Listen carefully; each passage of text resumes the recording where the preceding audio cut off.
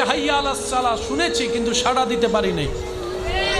কতবার আল্লাহ পাক বলেছে বান্দা আমাকে ডাক, আমি তো ডাকিনি। বান্দা এটা কর, আমি তো করিনি। বান্দা এইভাবে চল, আমি তো চলিনি।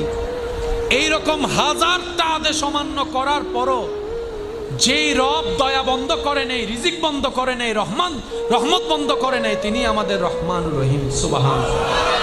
তো মুমিন বান্দারা আফসোস করে না, আপত্তি করে না, ওনারা অপেক্ষা করে রবের হুকুমের।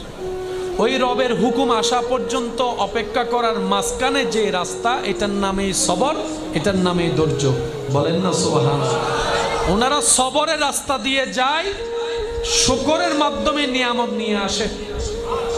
সেজন্য আল্লাহ তাআলার প্রিয় বান্দা যারা হয়েছেন, হবেন, সবাইকে কষ্টের ভিতরে যেতে হয়।